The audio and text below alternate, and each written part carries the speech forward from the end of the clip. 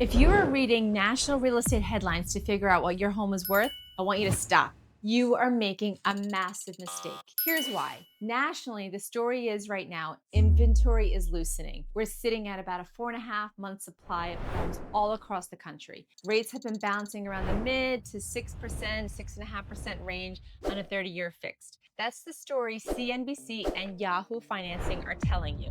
But that number means absolutely nothing if you live in New York. 20 minutes east of the city in Nassau and Suffolk County, inventory is sitting at a 2 to 2.5 month supply. That is not a loosening market. That is a market where sellers still hold every card. And in Queens, we're approaching almost 6 months of inventory, nearly a fully balanced market for the first time in years. Same region, same buyers, competing for the same commute into Manhattan. Two completely different markets behaving in opposite directions. Today, I'm going to break down exactly why that's happening, what it means if you're buying or selling in either market, and where I'm seeing the smartest buyers pivot right now. I'm Maureen Folan, the queen of Queens real estate. Stick with me because by the end of this, you'll know exactly which market you're standing in and what to do about it. Hey, I wanted to share something for free. I prepared a home seller preparation checklist for residents of Queens and Long Island. This guide will give you everything you need to know about preparing your home for sale. So if you click on the link below in the comments, you'll download your own copy for free. Or if you visit maureenfolan.com, you'll be able to get your seller checklist there. So thank you so much, and let's get back to it. Section 1, the Queens balance. The headline number. Let's start in my backyard, Queens. Bayside, Flushing, Fresh Meadows, Whitestone, the neighborhoods I've worked in for over 25 years. Queens is sitting roughly at a 5.5 to 6 month supply of homes right now. For context, under 4 months is a seller's market, 4 to 6 months is a balanced market, and over 6 months is a buyer's market. We're inching right up against that balance line, something Queens has not seen in a long time. Compare that to the national number of 4.5 months, and you'll notice something interesting. Queens actually has more breathing room right now than the country as a whole. That's the part that nobody's talking about. Why is this happening? This did not happen overnight. A few things have evolved. Rates held in the mid 6% range for long enough that buyers stopped waiting for a dip and adjusted their budgets instead. Sellers who'd been sitting on the sidelines waiting for 2022 pricing to come back started listing anyway because life doesn't pause for a rate cycle. Job relocations, downsizing, estates, divorces, that inventory built up. And buyers got pickier. When there's only one house on the block, you take it as is. When there are 4 or 5, you start asking, why does this one need a new roof and what kind of compensation will you give me for it? There's also a generational piece to this. A lot of the inventory hitting the market in Bayside and Whitestone right now is coming from longtime owners. People who bought these homes in the 80s and the 90s. They raised their families and they are now either downsizing, moving to be near their kids, or in some cases, their homes are coming to the market through estates. That's a different kind of seller than we saw during the pandemic boom, and it changes the negotiation dynamic. These are often sellers who aren't in a rush, which combined with rising inventory is part of what's giving buyers actual leverage first time in years. What this means for sellers. If you are selling in Queens right now, here's the uncomfortable truth. You no longer get to set the price, and the market sets the price, and your job is to get as close to it as possible.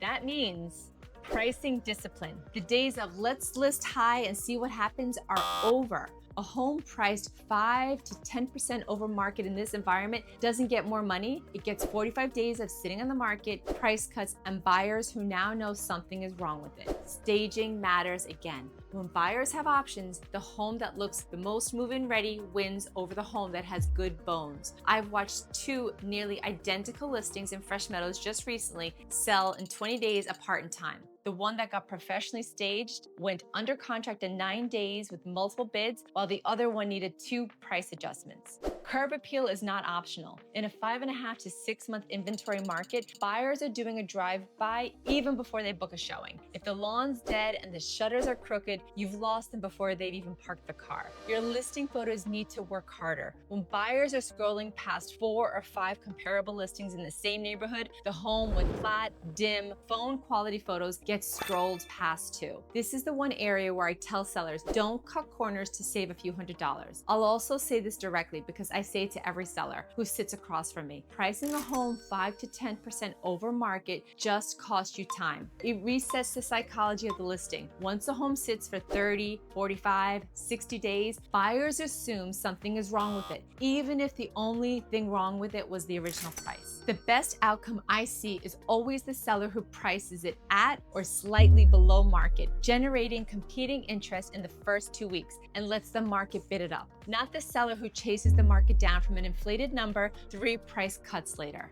And what this means for buyers. If you're a buyer, especially a first-time buyer who's been priced out and beaten up for the last 2 years, this is the first real breathing room you've had. You can actually get an inspection contingency again. You can negotiate on closing costs. You could walk away from a house that doesn't feel right without the fear that 10 other buyers are lined up behind you.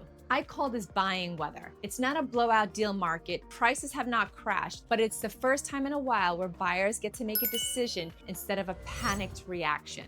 One thing I always tell first-time buyers right now, buying weather doesn't mean lowball offers are going to work on every home. It means you finally have room to do your due diligence. Get the inspection. Ask the seller to address the roof. Take the extra week to think about it. You're not going to lose the house to 8 other offers the way you might have in 2021. But that doesn't mean every house is a deal. It means the process feels human again. The bottom line in Queens. Queens real estate is not crashing and it isn't booming. It's normalizing. And normal after the last few years feels like a very different market to navigate, whether you're buying or selling. If you take one thing from this section, the sellers who win right now are the ones who treat this like a real market again, not a victory lap. Section 2, the Long Island Crunch. The headline number. Now let's drive 20 minutes east into Nassau and Suffolk, where there's a completely different story. Inventory there is sitting at 2 to 2.5 months. That's a deep seller's market territory, tighter than it's been through most of this cycle. While Queens is creeping toward balance, Long Island is still suffocating. Same mortgage rates, same buyer pool. In a lot of cases, people who work in the city and who are choosing between a Queens co-op and a Nassau colonial. But the supply side could not look more different.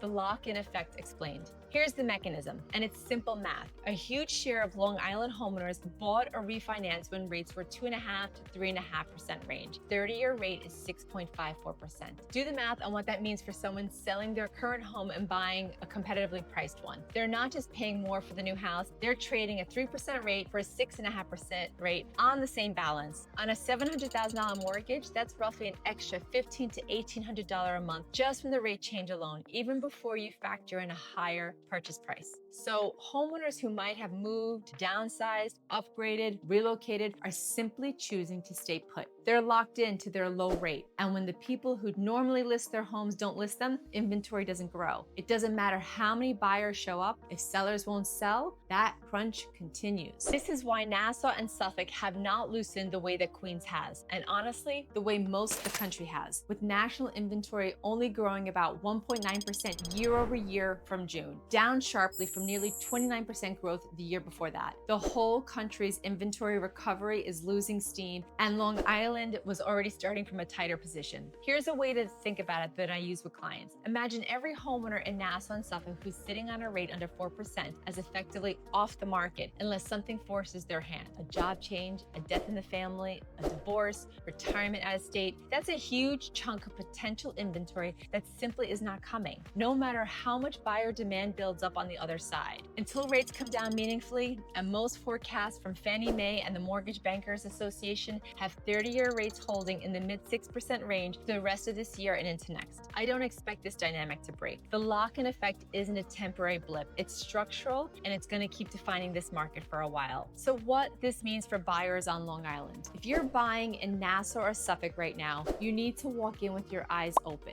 Multiple offer situations are still common on well-priced homes in good districts. Wave contingencies are still happening. I don't recommend it, but I see it. You need to be pre-approved, not pre-qualified, before you even start looking seriously. This is not the type of market to think about it over the weekend. Homes in Garden City, in the right pockets of Huntington, in strong school zones are moving very fast. I'll also add, get your financing story locked down before you ever walk into a showing. In a 2.1 inventory market, sellers, attorneys, and listing agents are looking at your pre-approval letters as closely as they're looking at your offering price. A shaky pre-approval or one from a lender that nobody's ever heard of can cost you a house even when your number is competitive. So what this means for sellers on Long Island. If you own a home in Nassau or Suffolk and you've been on the fence about selling, this is about as favorable a supply picture as you're going to get. You are not competing against 6 other listings on your block. You may be the only one. That said, I want to be honest about the flip side. Once you sell, you become a buyer in the same type market, unless you're relocating